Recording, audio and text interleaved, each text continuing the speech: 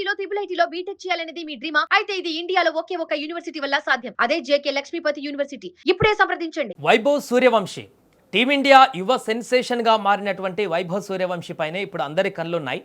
గతంలో కొద్ది రోజుల క్రితమే ఇంటర్నేషనల్ క్రికెట్లోకి అడుగుపెట్టినటువంటి వైభవ్ సూర్యవంశి ఇక జింబాబ్వే టూర్లో అద్భుతంగా రాణించి ప్లేయర్ ఆఫ్ ది సిరీస్గా తన మొదటి రోజుల్లోనే అంటే ఇంటర్నేషనల్ క్రికెట్ అరంగేట్రం చేసిన మొదటి రోజుల్లోనే సిరీస్ కైవసం చేసుకొని ప్లేయర్ ఆఫ్ ది సిరీస్ కైవసం చేసుకొని రాబోయే రోజుల్లో తను ఎంత ఇంపార్టెంట్ అనేది అందరికీ తెలియజెప్పాడు.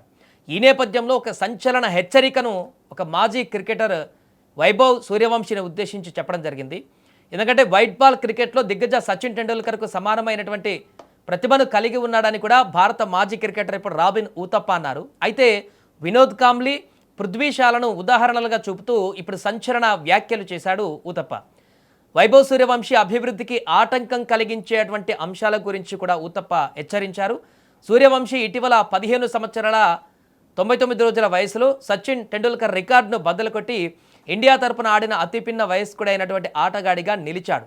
ఇంగ్లాండ్తో జరిగిన తన తొలి సిరీస్లో కొన్ని ఎదురుదెబ్బలు తగిలిన ఈ యువ ఆటగాడు జింబాబ్వేతో జరిగిన టీ20 సిరీస్లో అద్భుతంగా రాణించాడు.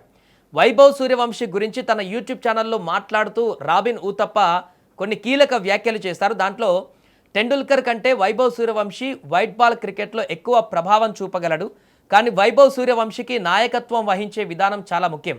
వినోద్ కాంబ్లీ, పృథ్వీ షా వంటి ప్రతిభావంతులైనటువంటి ఆటగాళ్లు 17-18 సంవత్సరాల వయసులో భారత క్రికెట్లోకి వచ్చినప్పుడు భవిష్యత్తులో వారు ఏమవుతారో చూడాలని మేము ఆసక్తిగా ఎదురు చూసాం, కానీ అకస్మాత్తుగా వారు దారి తప్పారు అని ఊతప్ప పేర్కొన్నాడు. కాబట్టి ఇది వైభవ్కు మొదటి పరీక్ష అవుతుంది. అతను రాబోయే 5 ఏళ్ల పాటు ఆటపైన తీవ్రంగా దృష్టి పెట్టగలడా? అతనికి ఇప్పుడు 15 ఏళ్ళు కాబట్టి 20 ఏళ్ళు వచ్చేసరికి ఇదే రకమైనటువంటి ప్రేరణ కొనసాగించగలడా? అతను తనలో ఉన్నటువంటి ఈ క్రీడా స్ఫూర్తిని కాపాడుకోవాలి. అతను ఇప్పుడు ప్రకటనలకు దూరంగా ఉండి కేవలం క్రికెట్ పైన దృష్టి పెట్టడాన్ని నేను స్వాగతిస్తున్నాను. ఎందుకంటే అతనికి 18 ఏళ్ళు వచ్చేసరికి వైభవ్ సూర్యవంశి పరిణితి చెందిన వ్యక్తిగా కనిపిస్తాడు.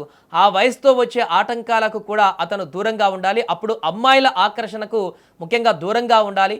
ప్రస్తుతం వైభవ్ సోషల్ మీడియా వాడకపోవడం మంచిది. వైభవ్ క్రికెట్ కోసమే పుట్టాడు, అతనికి క్రీడా ప్రపంచంలోనే ఉండనివ్వండి అని రాబిన్ ఊతప్ప పేర్కొన్నారు. జింబాబ్వే సిరీస్లో అర్ధ సెంచరీ సాధించిన అతి పిన్న వయస్కుడైన పురుష క్రికెటర్గా సూర్యవంశి ఇప్పటికే నిలిచాడు. Man of the series award కూడా గెలుచుకున్న అతిపిన్న వయస్కుడైనటువంటి ఆటగాడిగా కూడా అతను నిలిచాడు. ఈ సిరీస్లో అతను 196.10 స్ట్రైక్ రేటుతో 50కి పైగా సగటుతో 150కి పైగా పరుగులు సాధించాడు. వైభవ్ సూర్యవంశి ఎదుర్కొంటున్న సవాళ్ల గురించి మాట్లాడుతూ ఊతప్ప ఇలా అన్నారు. అతని జీవితంలో సవాళ్లు ఎన్నో ఒడిదొడుకులు ఉంటాయి, వాటిని అతను ఎలా అధిగమిస్తాడనేదే ఇప్పుడు ముఖ్యం. బయటి ప్రపంచంలోని సవాళ్లను ఎదుర్కొనేంత వరకు వైభవ్ సూర్యవంశిని రక్షించి సురక్షితమైన వాతావరణంలో ఉంచడానికి సరైన మార్గదర్శకాలు, సలహా వ్యవస్థ లభించాలనేది నేను ఆశిస్తున్నాను. క్రికెట్ ప్రయాణం మనం అనుకున్నంత సాఫీగా ఉండదు, ఎప్పుడు కూడా ఉండదు, అందులో ఒడిదుడుకులు ఉండటం సహజం అంటూ రాబిన్ ఊతప్ప స్పష్టం చేశారు. ప్రస్తుతం అతను చేసినటువంటి కామెంట్లు వైరల్గా మారుతున్నాయి.